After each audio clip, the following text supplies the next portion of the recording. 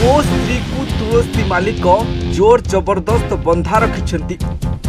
କାଗଜକୁ ପୁଅ ଆଉ ସ୍ୱାମୀ ଛେଉଣ୍ଡ କରିଦେଇଛନ୍ତି ମାଲିକ ନାଣ୍ଡୁ ବାବୁ। ମୋତେ ଜୀବନରୁ ମାରିଦେବାକୁ ଷଡ଼ଯନ୍ତ୍ର କରିଥିଲେ ନାଣ୍ଡୁ। 10 ବର୍ଷ ଭୟରେ ଥିଲି, ଏବେ ନାଣ୍ଡୁଙ୍କ ନାଁରେ କେସ୍ କରିବି। ଉଠୁଛି ପଡୁଛି ଯାତ୍ରା ଜଗତ, ବଢି ବଢି ଚାଲିଛି ମାଲିକ କଳାକାର କରି, ଯାହାକୁ ନେଇ ଉଠୁଛି ପଡୁଛି ଯାତ୍ରା ଜଗତ ଆଉ ଦର୍ଶକ ମହଲ। ଯାତ୍ରା ତୁଳସୀ ଗଣନାଟ୍ୟର ମାଲିକ ନାଣ୍ଡୁ ବାବୁଙ୍କ ନାଁରେ ସାଂଘାତିକ ଅଭିଯୋଗ ଆଣିଲେ ହିରୋଇନ ସୋନାଲିଙ୍କ ସ୍ୱାମୀ ଶ୍ରୀକ୍ଷେତ୍ର ପ୍ରସାଦ ସାମନ୍ତ ସିଂହା। ସୋନାଲିଙ୍କୁ ଜୋର ଜବରଦସ୍ତ ରଖାଯାଇଥିବା ସେ ଅଭିଯୋଗ କରିଛନ୍ତି।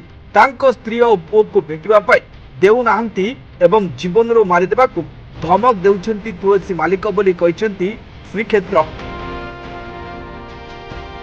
ସେ ଆହୁରି ମଧ୍ୟ କହିଛନ୍ତି ଯେ ସୋନାଲିଙ୍କ ପ୍ରକୃତ ନାଁ କାଗଜି। କେବଳ ମୋ ସ୍ତ୍ରୀ ନୁହେଁ, ଅନେକ କଳାକାରଙ୍କୁ ବ୍ଲାକମେଲ କରୁଛନ୍ତି। ମୁଁ ତୁଳସୀରେ ମ୍ୟାନେଜର ଥିବାବେଳେ ପତ୍ନୀ ତୁଳସୀରେ ଏଣ୍ଟ୍ରି କରିଥିଲା। କିଛି ବର୍ଷ ପରେ ପତ୍ନୀଙ୍କୁ ଲୋଭ ଦେଖାଇ ଯାତ୍ରା ମାଲିକ ନାଣ୍ଡୁବାବୁ ମୋ ଠାରୁ ତାକୁ ଛଡେଇ ନେଲେ। ଏପରିକି ଜୀବନରେ ମାରିଦେବାକୁ ଧମକ ଦେଲେ। ଜୀବନ ଭୟରେ ରାତାରାତି ଲୁଚିକି ପଳେଇ ଆସିଲି। ଗୋଟେ ପୁଅ ଠାରୁ ଗୋଟେ ମାକୁ ଛଡେଇ ନେଇଛନ୍ତି ମାଲିକ। ପୁଅ, ସ୍ୱାମୀ ଓ ପରିବାର ସୁରକ୍ଷା କାରଣରୁ ସୋନାଲି ମୁହଁ ଖୋଲୁ ନାହାନ୍ତି। ସୋନାଲିକୁ ନେଇ ନାଣ୍ଡୁ ବାବୁଙ୍କ ଘରେ ବିବାଦ ସୃଷ୍ଟି ହେଉଛି। 10 ବର୍ଷ ହେଲା ଭୟରେ ଥିଲି, ଏଥର ଆଇନର ଆଶ୍ରୟ ନେବି। ଏବେ ବି ମୋ ସ୍ତ୍ରୀକୁ ମୁଁ ଆପଣେଇ ନେବି। ମୁଁ ପୁଅ ମୁହଁକୁ ଚାହିଁ ସବୁକିଛି ଭୁଲିଯିବି ବୋଲି ସୋନାଲିଙ୍କ ସ୍ୱାମୀ ଶ୍ରୀକ୍ଷେତ୍ର ଫୋନରେ କହିଛନ୍ତି। ସେପଟେ ସୋନାଲି ନିଜ ସ୍ୱାମୀଙ୍କ ବିରୁଦ୍ଧରେ ପାଲଟା ଅଭିଯୋଗ ଆଣିଛନ୍ତି। କହିଛନ୍ତି ଏହି ଘଟଣାରେ କୌଣସି ସତ୍ୟାସତ୍ୟ ନାହିଁ। ତୁଳସୀ ଗଣନାଟ୍ୟ ମାଲିକ ମୋତେ ଝିଅ କରିଛନ୍ତି। ମୋର ଅସୁବିଧା ସମୟରେ ମୋତେ ସାହାଯ୍ୟ କରିଛନ୍ତି। ମୋ ସ୍ୱାମୀ ବହୁ ଝିଅମାନଙ୍କ ସହ କଥା ହୁଅନ୍ତି।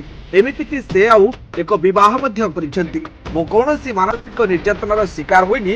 ମୋ ଇଚ୍ଛାରେ ତୁଳସୀ ଗଣନାଟ୍ୟରେ ରହିଛି। ସ୍ୱାମୀଙ୍କ ସହିତ ମୋର କୌଣସି ସମ୍ପର୍କ ନାହିଁ। Report news 95 Odia.